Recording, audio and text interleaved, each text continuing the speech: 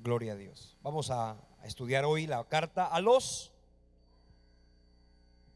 romanos.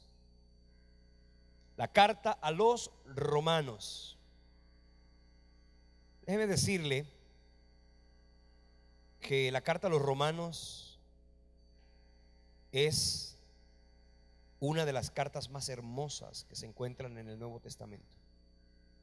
Es la carta más larga del Nuevo Testamento, y en ella encontramos varias instrucciones y de propósitos de Dios para nuestra vida. En la carta a los romanos encontramos la más extraordinaria forma en que Pablo expresa la doctrina de la salvación. ¿Cuántos son salvos aquí? Levante la mano los que son salvos. Vamos a ver si está usted en lo cierto, ¿no? Porque vamos a hablar acerca de ello. Es el escrito paulino de mayor profundidad doctrinal. De todas las cartas, hay otras cartas que Pablo utiliza para hacer mucho énfasis de la vida práctica de la iglesia. Pero la carta a los romanos es una carta de un profundo valor doctrinal. Es una carta que fundamenta en la doctrina, es una carta que fundamenta en los principios de fe que obviamente necesitamos tener claros para poder caminar en bendición. Porque si usted no tiene clara una de las verdades más hermosas de la Biblia, quizá la más importante, si usted no tiene clara la doctrina de su salvación, usted no va a poder tener ni sanidad, ni libertad, ni alegría, ni gozo, ni victoria, porque todo se fundamenta en la salvación. Si usted no se sabe salvo, si usted no se reconoce salvo, si usted no se reconoce hijo de Dios, usted tristemente estará viviendo en una vida de condenación, de fracaso, de miseria, en una vida de absoluta y completa debilidad.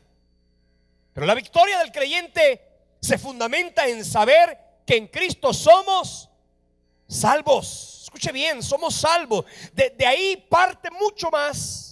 Porque la salvación implica libertad, sanidad, prosperidad, restauración, alegría, gozo, victoria sobre la tentación. Pero si la fundamentación, que es nuestra salvación, no está clara, hermano, lo demás termina siendo simplemente periférico, superficial, superfluo y por supuesto carente de fundamento.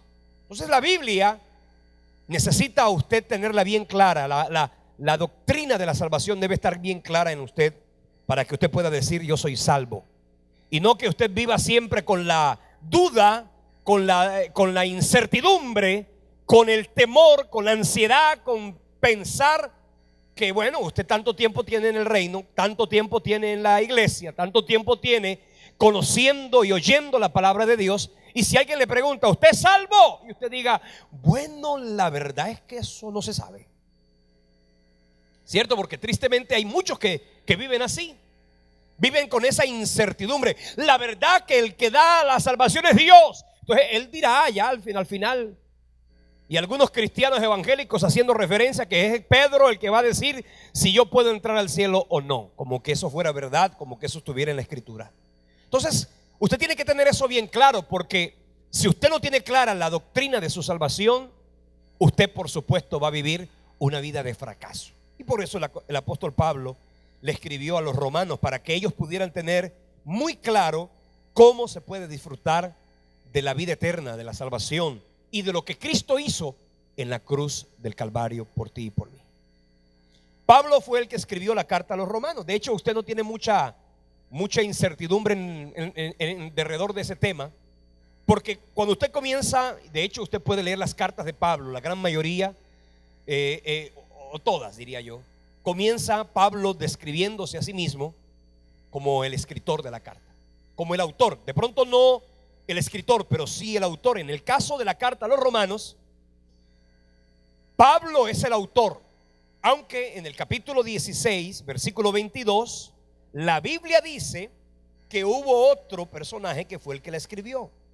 Romanos capítulo 16, versículo 22, dice la Biblia: yo, Tercio, que escribí la carta, os saludo en el Señor. ¿Quién escribió la carta? Tercio, ¿ok? ¿Quién es el autor entonces material de la carta? Pablo. Y así lo dice en el capítulo primero, diciendo: Pablo, siervo de Jesucristo, así comienza diciendo, llamado a ser apóstol y apartado para el evangelio de Dios. Tú y yo fuimos llamados por Dios, diga amén a eso. Y fuimos apartados por Dios, diga amén a eso también, por causa de la obra de la cruz. Entonces aquí encontramos en el escrito de Pablo que él fue el autor material intelectual de la carta y que Tercio fue el escritor. Pablo, acuérdese hermano que era romano, así lo leemos en Hechos capítulo 16 versículo 37. Pablo reconoció ser romano, como también lo leemos en Hechos 22-25. Pablo tenía una doble nacionalidad. Por eso puedo yo sentir que la carta a los romanos tenía un sentimiento pues de deuda, de aclararle a los romanos cómo es que Cristo, siendo un judío, era la respuesta de Dios para todo el imperio, para toda la humanidad, no solamente para judíos, griegos, gentiles. Cristo es la respuesta para todas las naciones de la tierra. Por eso usted puede leerlo y entenderlo así, cuando en la cruz de Cristo se escribió en letras griegas, hebreas y latinas que Cristo es el Rey, ¿cierto? Que Cristo es el Señor, que Cristo es el Salvador. ¿Por qué? Porque Cristo es la respuesta de Dios para todos los pueblos, tribus, lenguas y naciones. Fue escrita mientras Pablo se encontraba en Corinto. Pablo estaba en Corinto cuando le escribió a los romanos. Y lo hizo en su tercer y último viaje misionero. Así que de las cartas, la carta a los romanos no fue la primera carta que Pablo escribió. Es la primera que aparece en la Biblia, pero fue una de las cartas que Pablo escribió. Y yo podría decirle que de las cartas, la primera que Pablo escribió, se presume que fue la carta a los Gálatas. Después fue la segunda carta a los Corintios. Después fue Romanos. Después fue Colosenses, Filipenses, Efesios, Filemón. Después fue la primera y la segunda carta a Timoteo. Después fue Tito, primera y segunda. Ahí encontramos las cartas descritas por Pablo, ¿cierto? Como las cartas que se escribieron antes de la destrucción del templo de Jerusalén en el año 70. Entonces, fíjese que está tronando, ¿ah? ¿O ese es el sonido? ¿Usted está haciendo eso, hermano? Pero cuidado, si el relámpago sale, hermano, Cristo viene por su iglesia. Bien, y algunos dirán, ¿me quedo o me voy? ¿Cuántos se van con Cristo? A ver, levante la mano. Aleluya. ¿Cuántos se quedan? Como dijo un hermano, pastor, yo quiero irme. Yo me quiero ir, pero si yo me quedo, ¿qué hago? ¿Por dónde cojo? ¿Cierto? Es una pregunta interesante. ¿Qué hago? ¿Por dónde me voy? Si Cristo se viene por la iglesia y yo me quedo, ¿para dónde cojo? ¿Por qué camino cojo? Dijo el cojo, ¿no? Entonces, la escritura del apóstol Pablo a los romanos, esa carta fue escrita en el año 56, 57, 58, ¿cierto? Y el tema central, importante, el tema central de la carta a los romanos es la justicia de Dios en el evangelio de Cristo. Ese es el tema central. Si usted quiere encontrar un texto bíblico, un versículo bíblico, un pasaje bíblico de la carta a los romanos que pudiéramos llamarla como que el versículo central donde se resume toda la carta, obviamente vamos a tener que citar Romanos capítulo 1, versículo 16 y 17. Vamos a leer Romanos capítulo 1, versículo 16. Dice, ¿por qué? No me avergüenzo del evangelio, porque es que poder de Dios para salvación.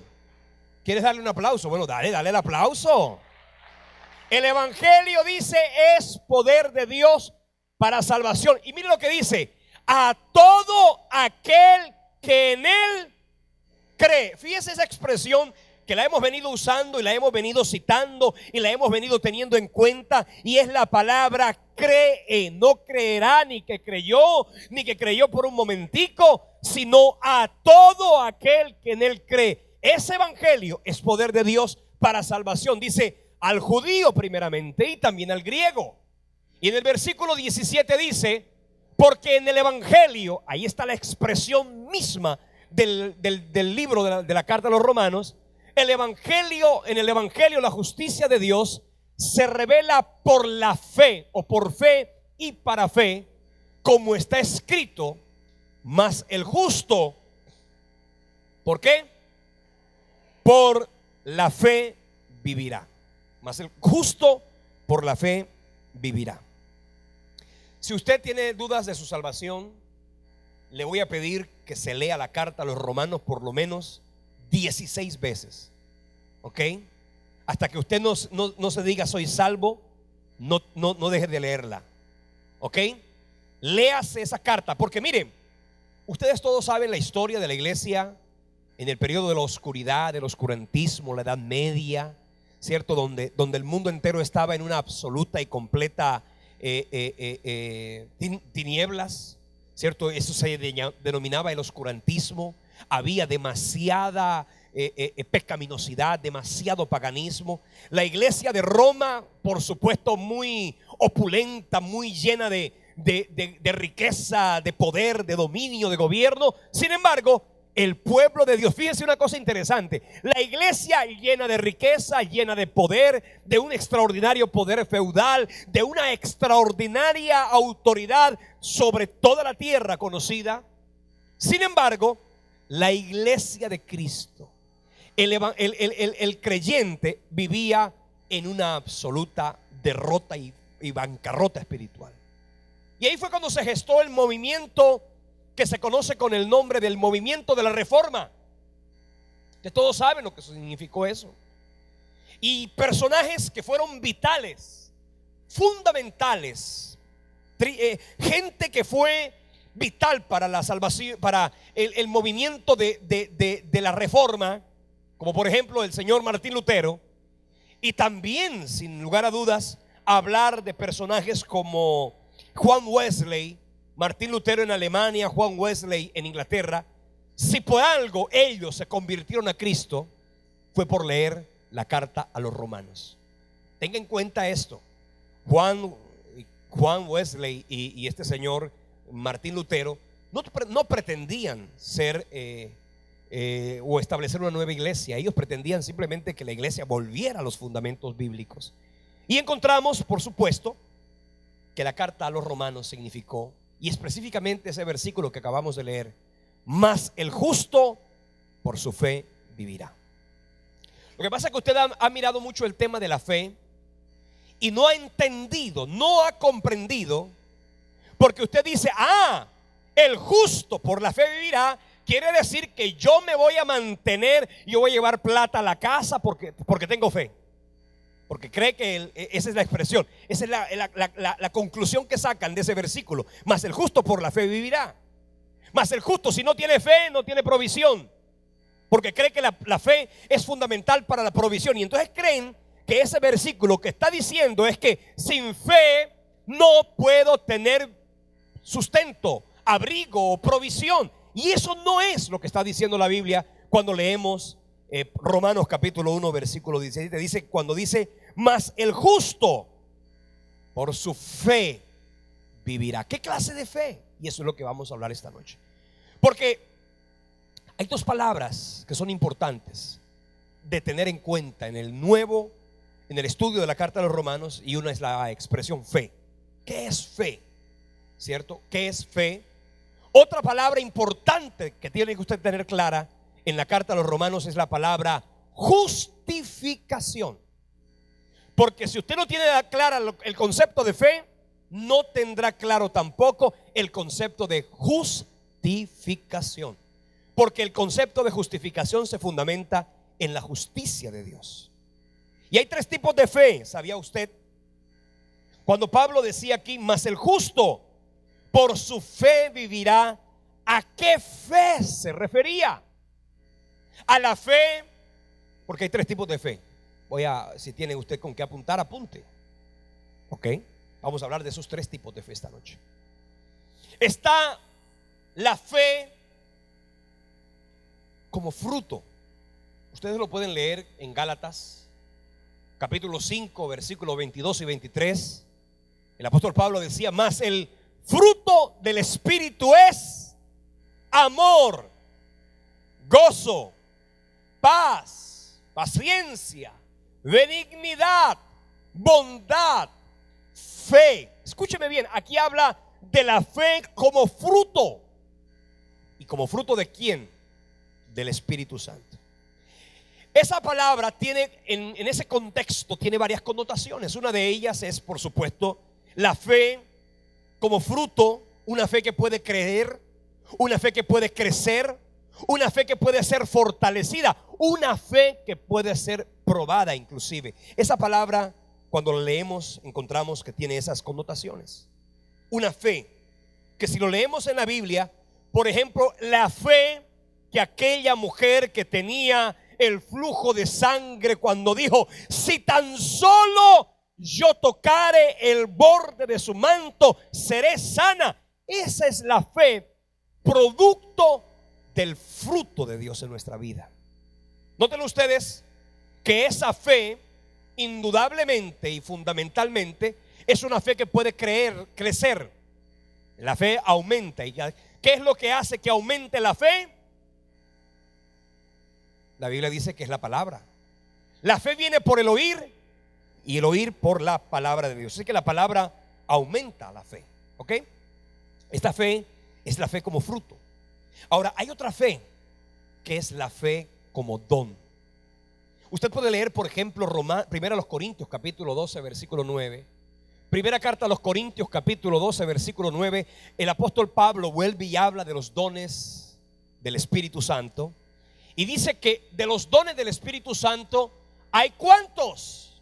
9. Y en este caso dice que hay uno que se llama fe por el mismo Espíritu. Cuando nosotros vemos la fe como fruto, entendemos que esa fe es la fe que me conviene a mí para poder, como dice la Biblia, más el justo por su fe vivirá. Perdón, en el contexto aquel, cuando dice la palabra de Dios que es pues la fe, la certeza de lo que se espera, la convicción de lo que no se ve. Pero en este texto está diciendo que es la fe en el sentido de como un don.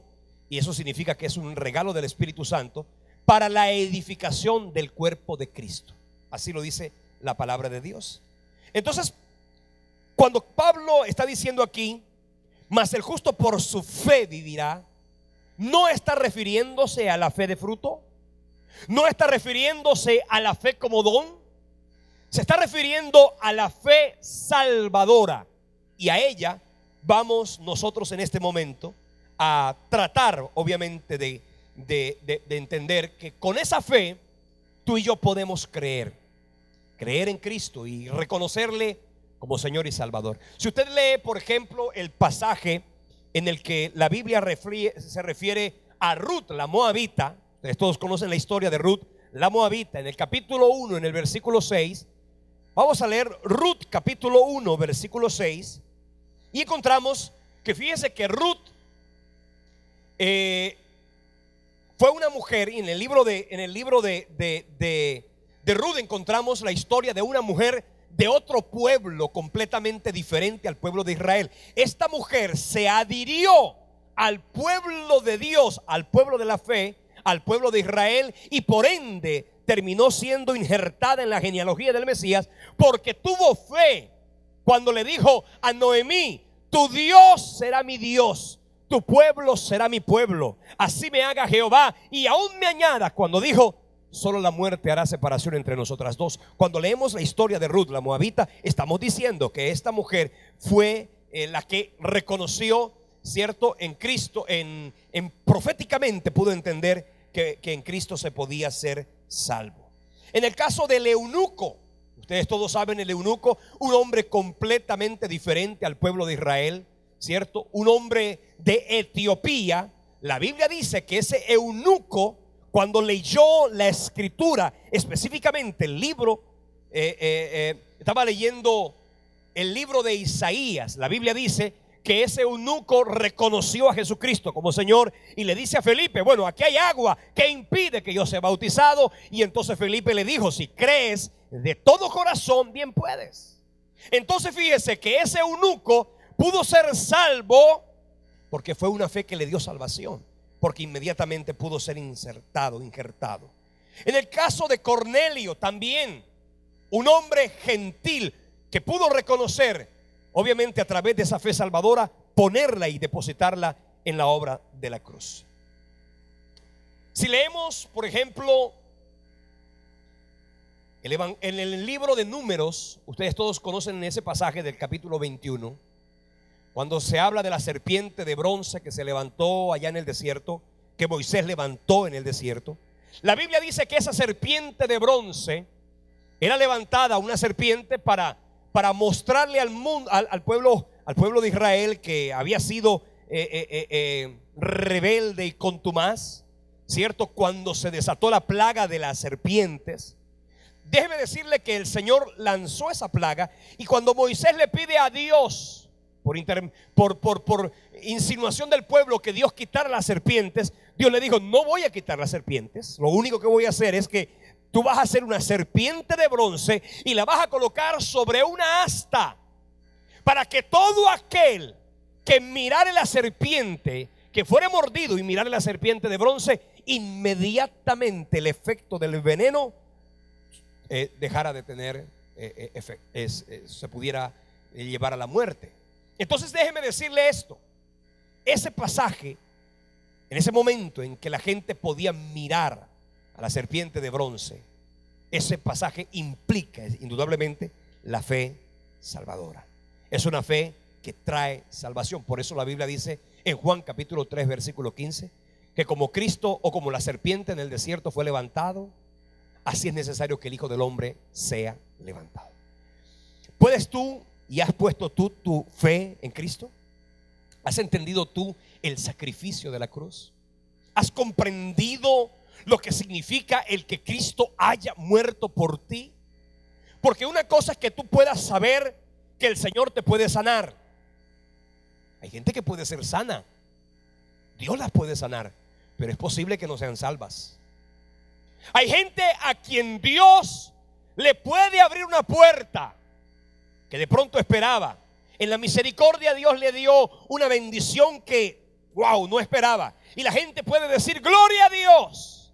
Sin embargo, eso no indica, no repercute indudablemente en que esa persona es salva.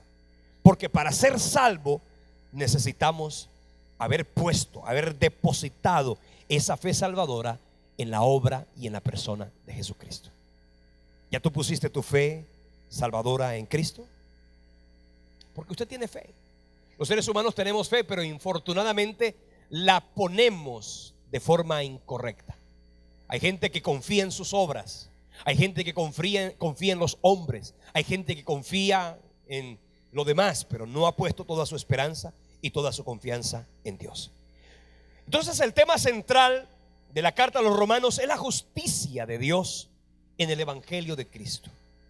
Y una palabra importante que quiero hoy destacar es la palabra justificación.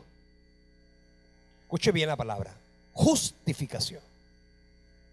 Justificación es lo que mucha gente hace cuando de repente se equivocó. ¿Qué hace la gente? Se justifica. Y utilizan esa expresión, se justificó. Entonces dice que una persona se justifica cuando trae argumentos, cuando pone de manifiesto algunas excusas. Y entonces la palabra justificación la hemos sacado del contexto bíblico y la hemos usado como una plataforma a través de la cual muchos de nosotros terminamos justificando el por qué actuamos como actuamos.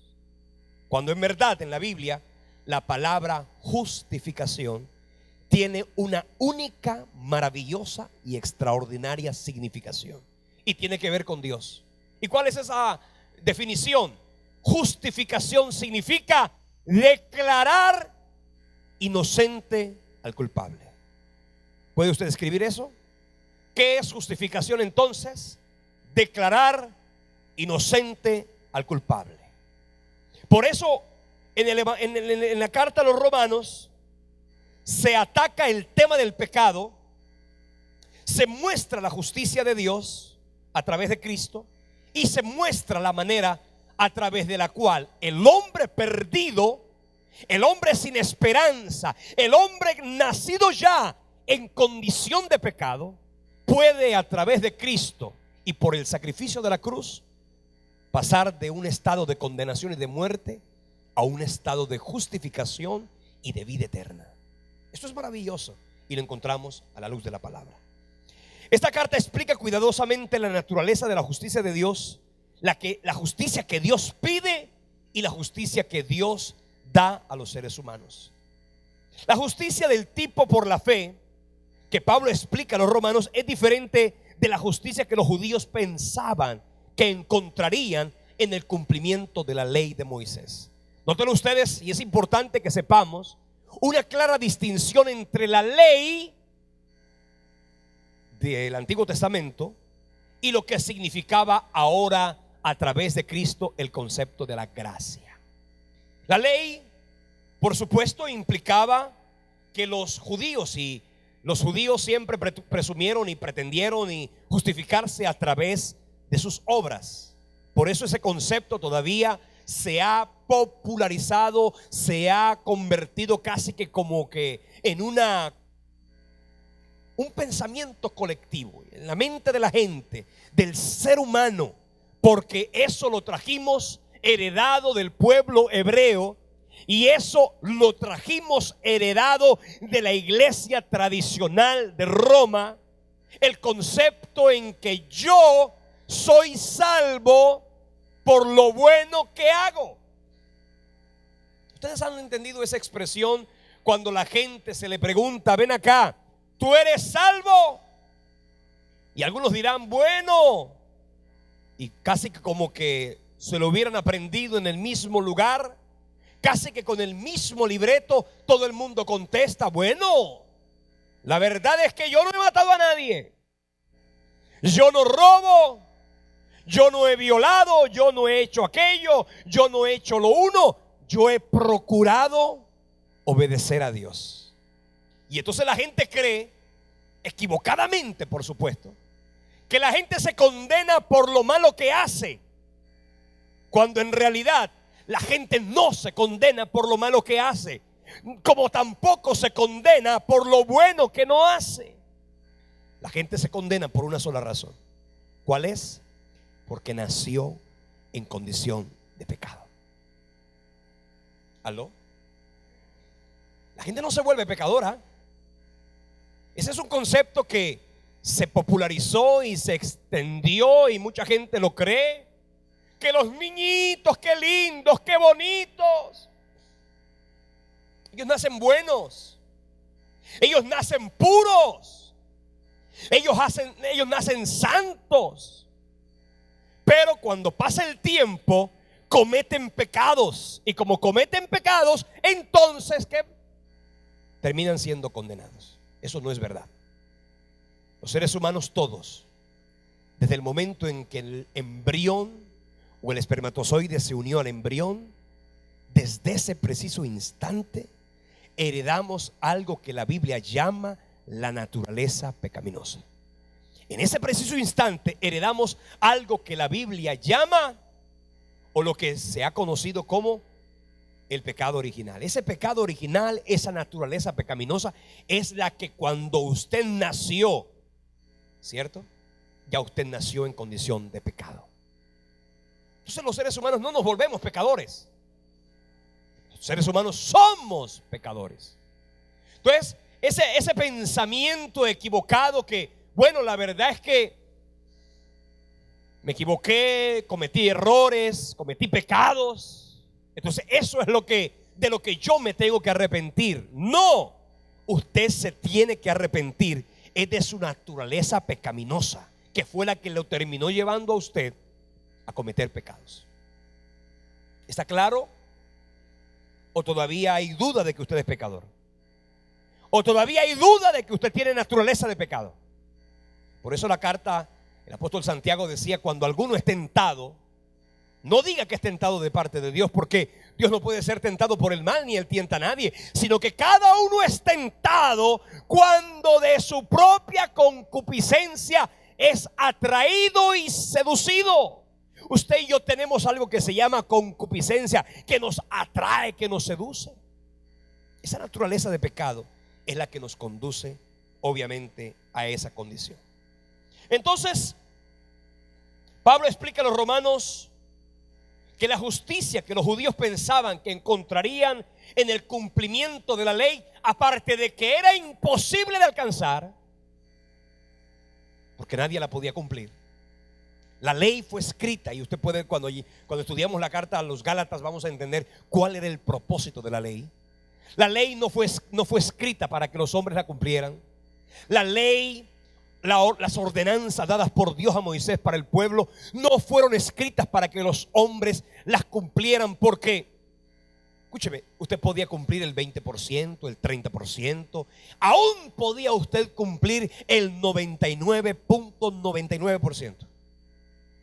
Pero si a usted le faltaba algo en el cumplimiento de esa ley, la Biblia dice que el que se hacía transgresor de un solo mandamiento de la ley, se hacía transgresor de toda la ley. Eso es como que usted,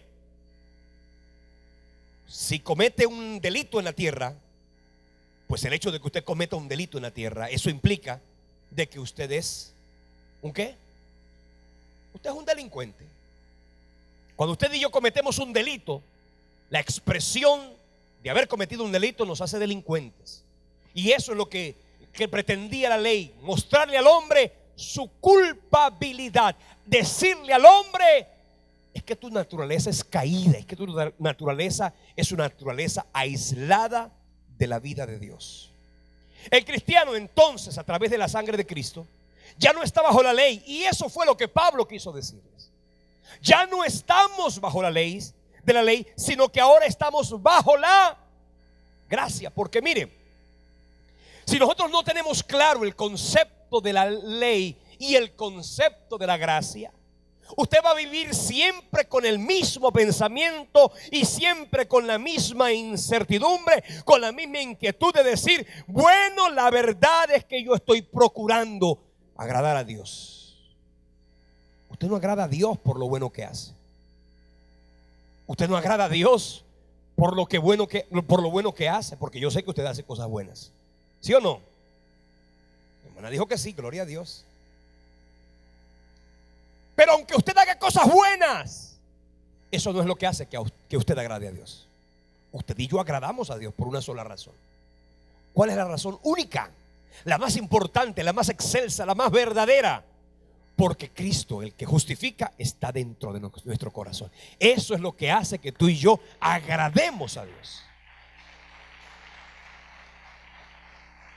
Y es interesante que sepamos, porque el concepto que tradicionalmente trajimos, ¿no? Es el concepto de creer que, bueno, las obras, y se mostró, y se vio, y se vendió, y se sintió, y se pensó que la salvación era un premio, cuando la Biblia es clara cuando enseña que la salvación no es un premio, que la salvación es un ¿qué? Regalo. Y un regalo como el que el hermano, ¿dónde está el hermano que me dio este regalo hoy? Ahí está el hermano. Me trajo el regalo, que es me lo trajo, un regalo. Fíjense, todos decían, el pastor necesitaba un cosa. Nadie se movió, nada más el hermano. Me trajo el regalo y yo lo bendigo, hermano. Le voy a quitar una falla si la tiene, ¿oyó? Si usted quiere que yo le quite una falla, pues ya sabe cómo puede hacerlo, ¿oyó? La salvación no es por obras, pero las obras, fíjate que traen bendiciones. ¿Oyó, hermano? La salvación no es por obras, pero las obras traen bendiciones. Entonces, esta es una obra que le va a traer, hermano, a usted una bendición. Entonces, cuando nosotros entendemos esa verdad, ese concepto popular que terminó haciéndonos sentir que la salvación era un premio que nadie se ganaba, un premio que nadie terminaba diciendo: gloria a Dios porque soy salvo. No, un premio que siempre estaba en duda. Y eso no es lo que la Biblia llama salvación. La Biblia habla de la salvación, y siempre la Biblia que nos habla de la salvación nos lo habla como un acto maravilloso de fe, como un acto maravilloso, una realidad perfecta. Cuando Cristo, y eso es lo que hace Pablo en la carta a los romanos, Pablo hace algo que a mí me llama mucho la atención, y quiero mostrárselo porque encuentro que la carta a los romanos la puedo dividir en 4 grandes aspectos, 4 grandes, digámoslo, secciones. La primera de ellas es la que se encuentra desde el capítulo 1 hasta el capítulo 3, versículo 20. Y es aquella que habla de la necesidad de la justicia. Eso está después del breve resumen, Nuris. Entonces encuentro que hay 4 grandes, digámoslo así. Esa no es, Nuris. Lo que pasa es que, Nuris, ¿estás ahí? Dios te bendiga, mujer. Busca donde dice breve resumen, después de los textos principales. Y en el segundo párrafo dice: la carta a los romanos es principalmente una obra de doctrina y puede ser dividida en 4 secciones. Oye, ayúdame con el monitor porque no estoy escuchando aquí como debiera. La primera, la necesidad de la justicia. La Biblia comienza hablando de la necesidad de la justicia. Pablo comienza escribiendo la carta a los romanos acerca de la necesidad de la justicia. Y eso lo leemos desde el capítulo 1 hasta el capítulo 3, versículo 20. Ahí encontramos Pablo mostrándole a la humanidad. Fíjense que Pablo comienza haciendo referencia acerca de la justicia de Dios, haciendo referencia acerca de la condición pecaminosa del hombre. Cuando usted lee el capítulo 2, o mejor, el capítulo 1, versículo 18, de ahí en adelante, el capítulo, todo el resto del capítulo 1, el capítulo 2, encontramos que la Biblia habla de los 3 grandes pecados del hombre que muestran, de las 3 grandes manifestaciones del pecado del hombre. Uno, el hedonismo, que es la naturaleza pecaminosa carnal, el hedonismo, y eso es pecado ante los ojos de Dios. En el capítulo, Pablo comienza hablando de 3 tipos diferentes de manifestaciones de la condición humana. La primera, la condición hedonista, que es una condición que hoy día se le ha dado rienda suelta a la naturaleza carnal y pecaminosa. La segunda es el concepto de crítica y de señalamiento. Por eso en el capítulo 2 el apóstol Pablo habla de los criticones. Y yo no sé si aquí hay alguno, pero en la Biblia lo dice. Y comienza Pablo diciendo: por lo cual eres inexcusable, oh hombre, cualquiera que seas tú que juzgas, porque en lo que juzgas a otro te condenas a ti mismo, porque tú que juzgas haces lo mismo. El tercer y gran problema del hombre, aparte de su hedonismo y de su condición de crítica ante los demás, es el concepto legalista. Y el legalismo lo encontramos allí cuando encontramos esa expresión a través de la cual el apóstol Pablo se refiere a unos que se pretendieron justificar delante de Dios por las obras de la ley. Y es indudable que las obras de la ley no tenían esa connotación, no querían eso, querían mostrar la culpabilidad humana. Entonces, 4 grandes secciones encontramos. La primera, la necesidad de justicia. Y por eso, para que el hombre se pudiera necesitar justo y se pudiera reconocer necesitado de la justificación, era menester mostrarle su condición de pecado. Escúcheme bien, de pecado. Hoy día nadie quiere hablar de pecado. No podemos hablar de salvación si no hablamos de pecado. No podemos hablar de gracia si no hablamos de pecado y de infierno. Pero es que hoy día esas palabras como que se han querido borrar de tajo del lenguaje evangélico de estos últimos tiempos. Ya no se quiere hablar del infierno. No hable del infierno, que eso no es popular. Pues tengo que hablar del infierno, porque si yo no hablo del infierno, si yo no hablo del pecado y de la contaminación humana. Si yo no hablo de eso, la gente no se va a sentir pecadora. Y quien no se considera pecador no va a necesitar, no va a sentir la necesidad de un Salvador. Y es que Pablo comienza hermosamente diciéndole a los romanos: ustedes, y no dice solamente los romanos, los seres humanos somos perversos. Y dice una cosa terrible.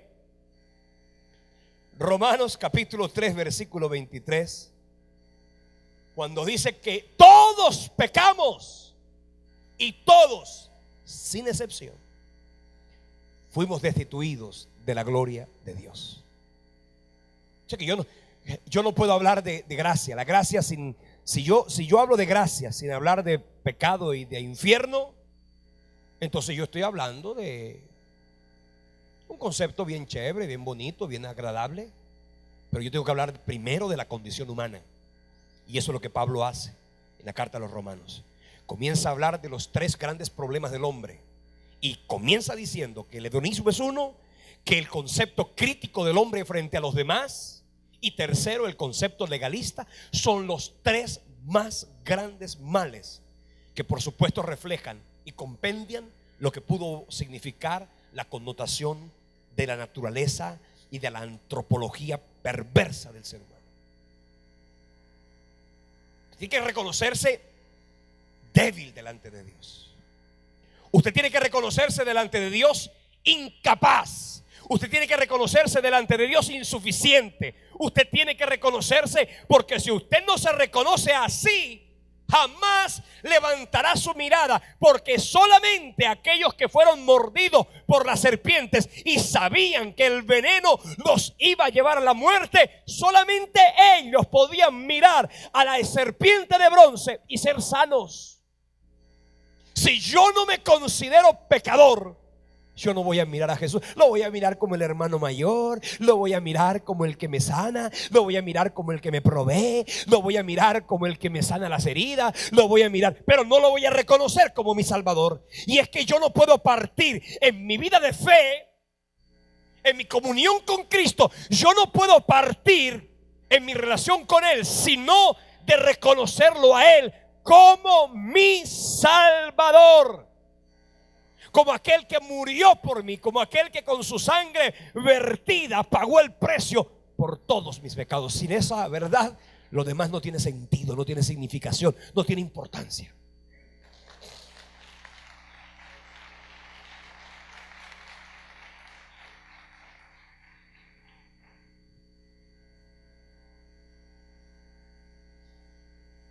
Hablar de gracia sin pecado es, por supuesto, también absurdo, porque tengo que mostrar primero el pecado, luego tengo que mostrar la gracia, y el punto que une lo uno con lo otro, ¿cómo se llama? Si aquí está el pecado, la condición pecaminosa, la condición perversa, aquí está. Y aquí está la gracia de Dios, la justicia, la salvación, la vida eterna. ¿Qué es lo que une esta condición a esta condición? Una palabra, no una persona. ¿Qué es lo que me lleva a mí de aquí para allá? La fe, sí, bien. El arrepentimiento. Alguien dijo: el infierno y el pecado tienen un matrimonio, y el único que puede declarar el divorcio es el arrepentimiento. Y lo digo duro, aunque les duele a algunos oídos, porque es que la gente no sabe que si no se arrepiente no va a poder ser salva. Ay, Cristo murió en la cruz, Él derramó su sangre, el velo se rasgó. Eso es verdad. Pero ¿y cómo hago yo para que eso sea verdad en mi vida? Diga conmigo: arrepentimiento. Si no se predica de arrepentimiento, no se quiere hablar de arrepentimiento. Si yo no hablo de arrepentimiento, si yo no hablo de infierno y de pecado, no hablo de arrepentimiento, pues olvídense que no habrá salvación. Dios, habiendo pasado por alto los tiempos de nuestra ignorancia, hoy le manda a todos los hombres y en todo lugar que se arrepientan. Porque ha constituido un día en el cual Él juzgará al mundo por aquel varón a quien dio testimonio, levantándolo de entre los muertos. Diga conmigo, arrepentimiento. Sin arrepentimiento no hay salvación. ¿Aló? Ahora, cuidado, hermanos, porque hay muchos que predican gracia sin arrepentimiento, que predican gracia sin arrepentimiento, y eso es un evangelio incompleto. Pero hay otros que predican legalismo sin gracia, y eso está también incompleto. Es que el evangelio es completo. Se ha hablado mucho de doctrinas en la Biblia, y el problema cuando los seres humanos comenzamos a convertir una doctrina frente a la otra es cuando comenzamos a poner una en vez de la otra. Por ejemplo, el señor Juan Calvino, muy bueno, un extraordinario y maravilloso teólogo, Juan Calvino. Él habló acerca de la seguridad de la salvación. Fabuloso, man. Encantador todo lo que enseñó. Si hablamos, por ejemplo, de Arminio, Arminio habló de la responsabilidad del creyente frente a la salvación. ¿Cuál fue el problema de los dos? Que Arminio se quedó en el legalismo, mientras que Calvino se quedó en la gracia. Y es que en la Biblia tiene que haber lo uno y lo otro, porque si no hay equilibrio, hermano, usted no puede tener bendición. Aló. Tiene que haber lo segundo, una combinación. Entonces, yo puedo mirar la carta a los romanos como con cuatro grandes secciones. La primera de ellas, la necesidad de justicia, y para eso obviamente teníamos que hablar de la culpabilidad humana. Y ahí si usted, hay gente que no se considera pecadora. Mire, si usted ve a alguien que se cree muy santo, léale Romanos capítulo 1, capítulo 2. ¿Oyó? Si usted ve que es una persona, yo no necesito de Dios.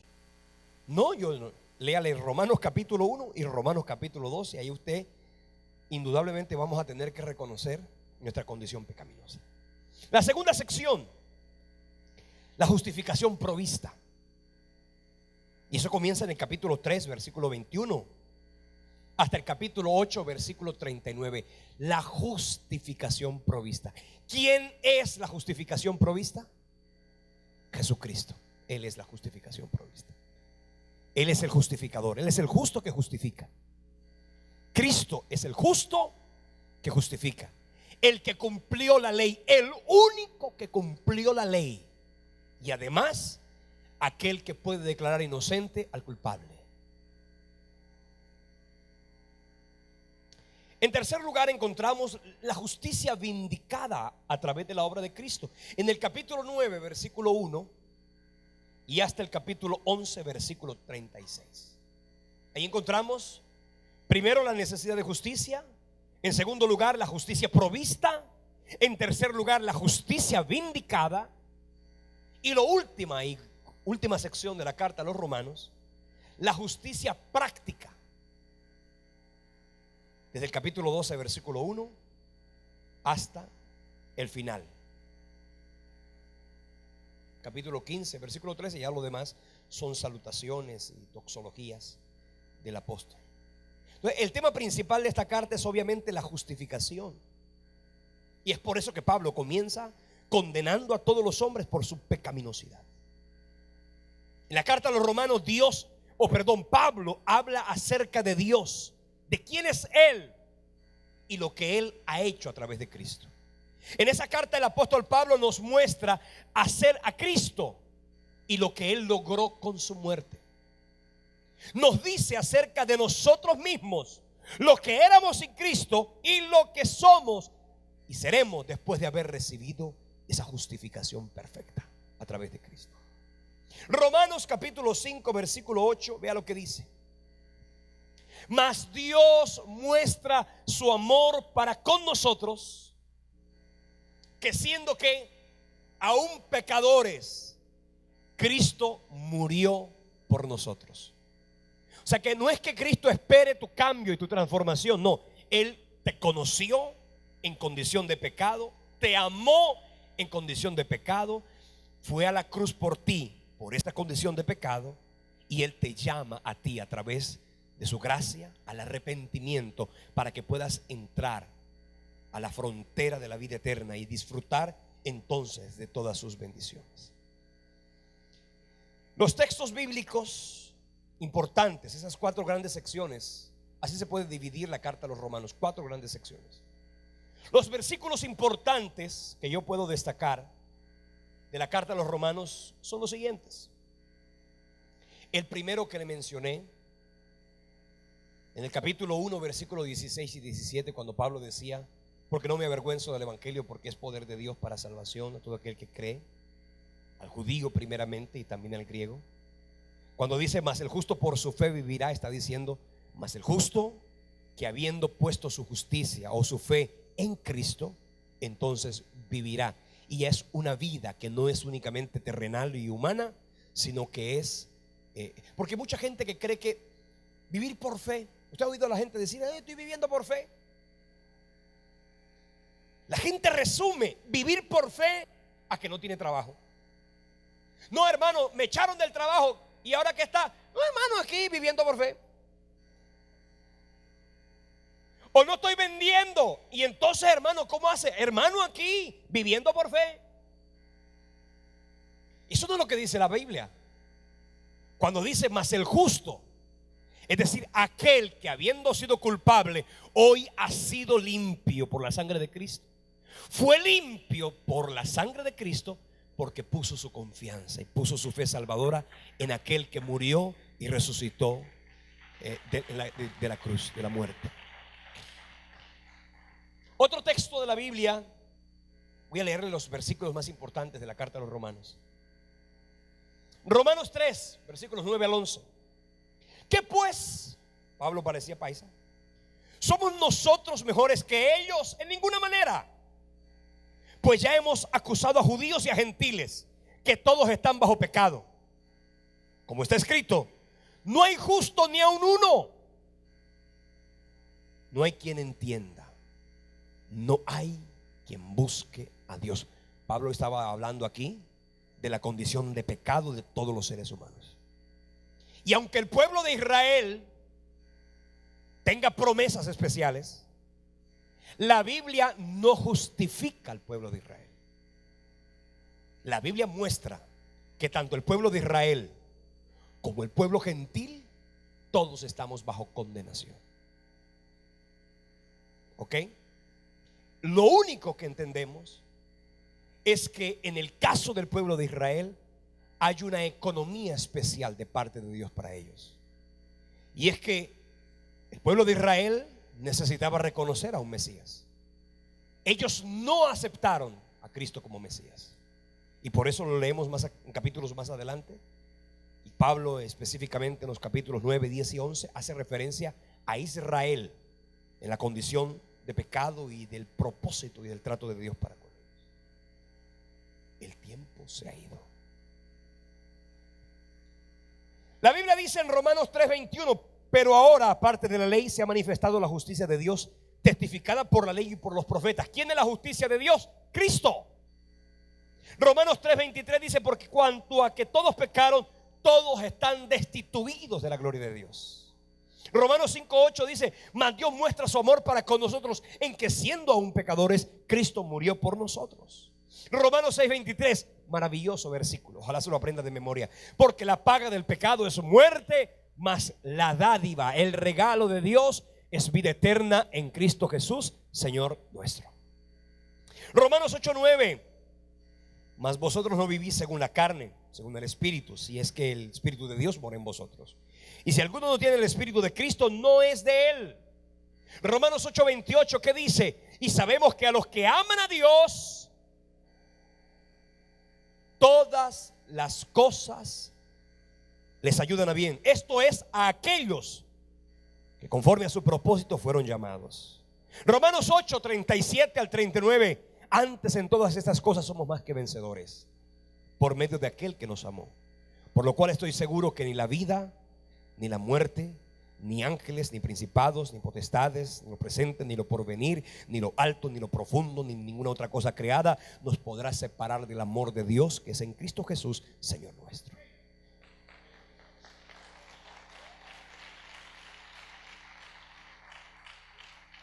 La gente usa este versículo para decir: a mí los problemas no me separan de Cristo. Este versículo es para decir que si tú estás en Cristo, nada te podrá quitar de la vida eterna que Él te ha entregado. Romanos 10, ahí se encuentra la forma a través de la cual somos salvos. Que si confesares con tu boca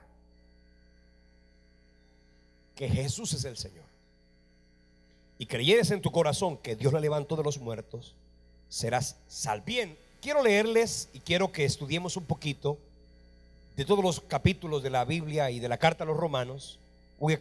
Vamos a estudiar el capítulo 6, la primera parte del capítulo 6, que habla acerca del resultado de la obra de Jesucristo por nosotros.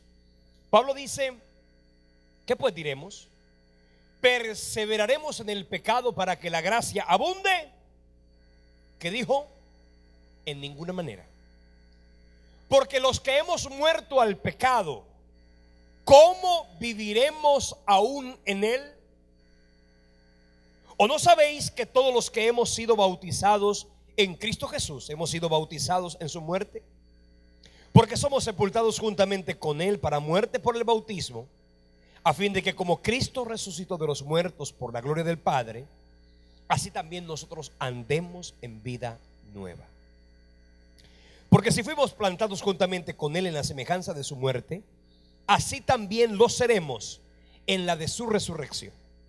Sabiendo esto, que el viejo hombre fue crucificado juntamente con él para que el cuerpo del pecado sea destruido, a fin de que no sirvamos más al pecado. Versículo 7, me gusta este versículo. Porque el que ha muerto ha sido justificado del pecado.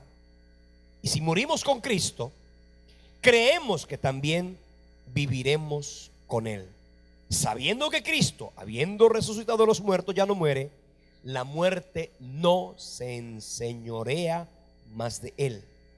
Porque en cuanto murió, al pecado murió una vez y por todas, mas en cuanto vive, para Dios vive. Con esto, ¿qué quiero decir? O qué quiso decir el apóstol Pablo.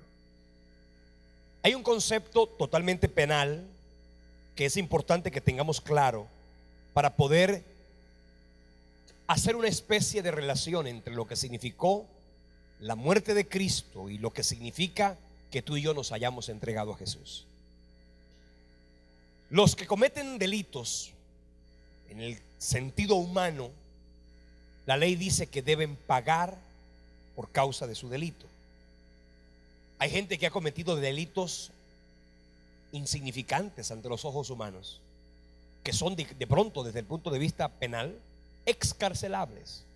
Hay delitos que son delitos comunes. Ustedes todos saben y ven en las noticias que cogen al ladrón y a la semana siguiente lo sueltan por el sistema de justicia colombiano.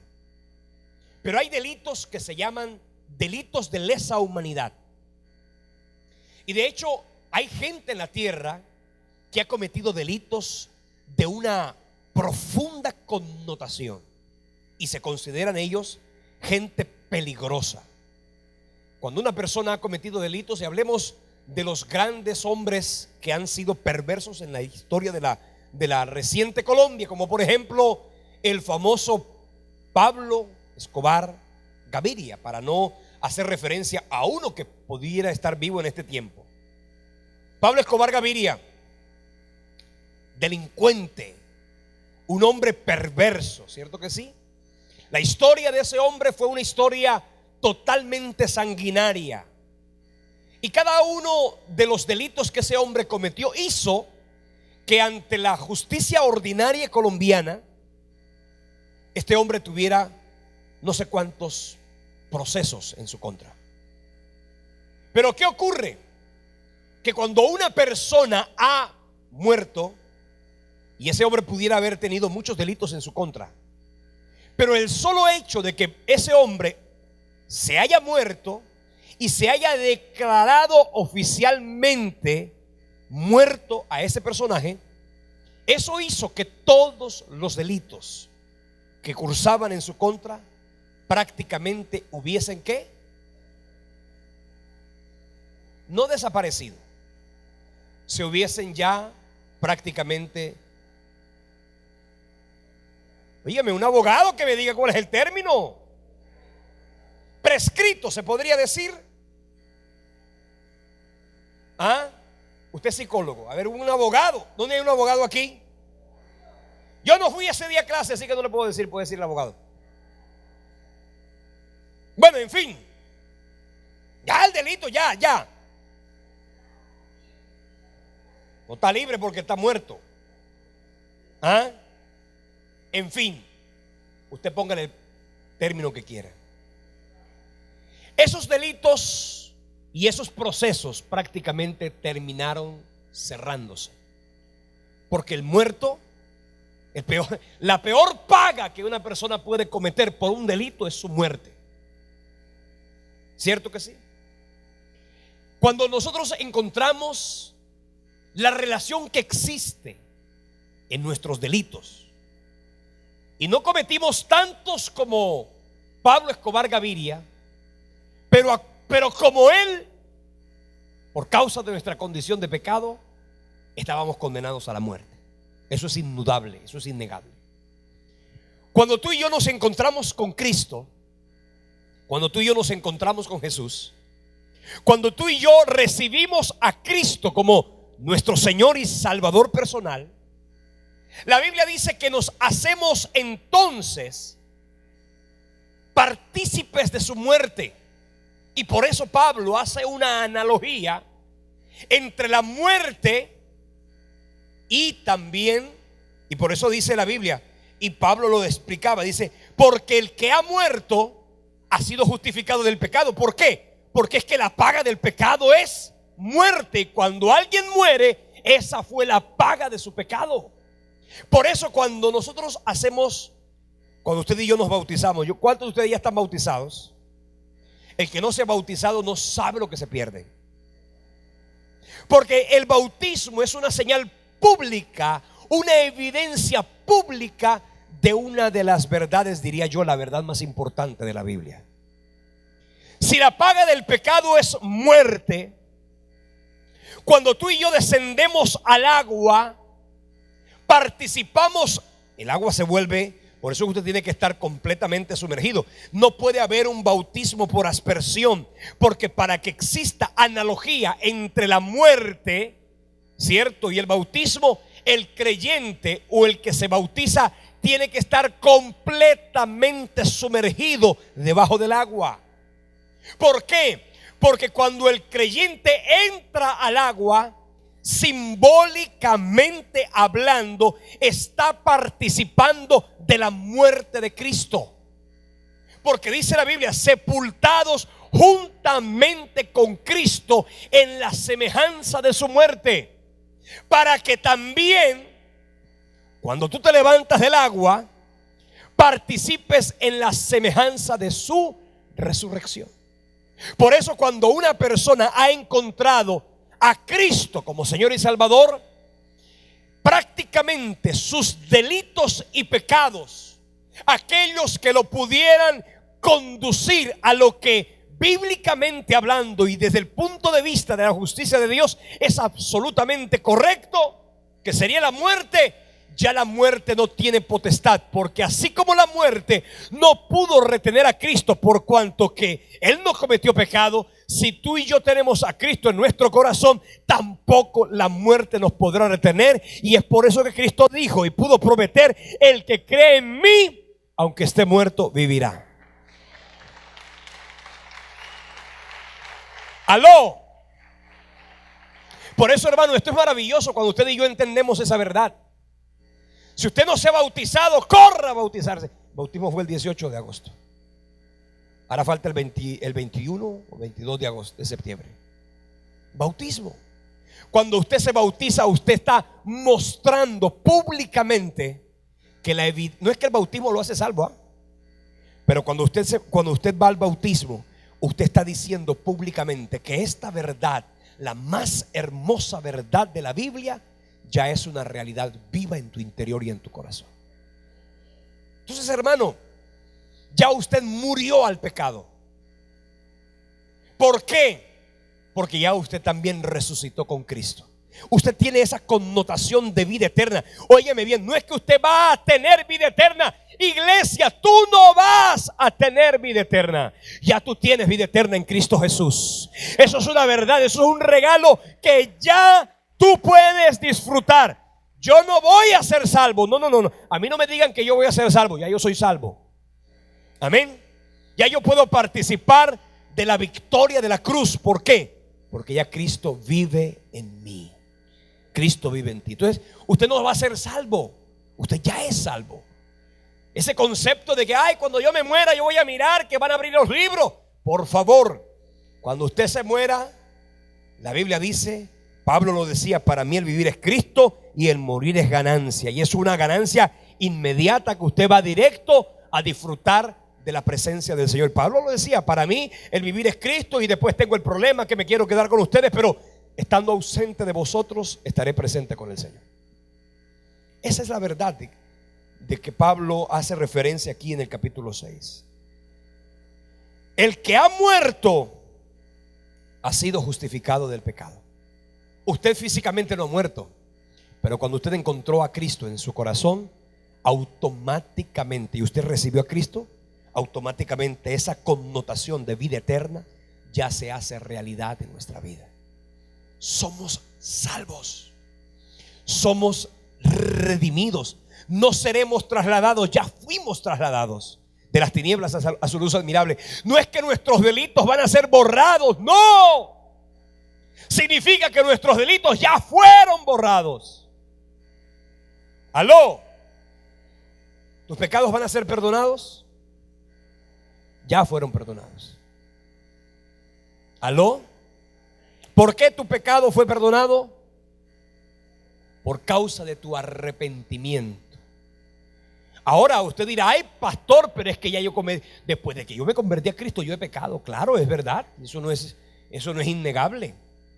Si usted no ha pecado después de que se encontró con Cristo, mire, usted no es ser humano. Porque los seres humanos tenemos la connotación y la tendencia al pecado. Pero escúcheme algo. Primera carta de Juan, capítulo 2, versículo 1. Hermosa. Hijitos míos, estas cosas os escribo para que no pequéis. Pero si alguno hubiere pecado, dice la Biblia, abogado tenemos para con el Padre. ¿A quién? A Jesucristo el justo. Él es la propiciación por todos nuestros pecados. Así que no será la propiciación, Él es la propiciación por todos nuestros pecados. Entonces la carta a los Romanos es una carta que nos habla de una manera práctica, de una manera hermosa, acerca de lo que ya fue, de lo que ya significó y de lo que ya repercutió en nuestra vida el sacrificio de la cruz. No es algo que va a suceder cuando tu corazón deje de latir, es algo que ya sucedió el día que fuiste trasladado de las tinieblas a su luz admirable.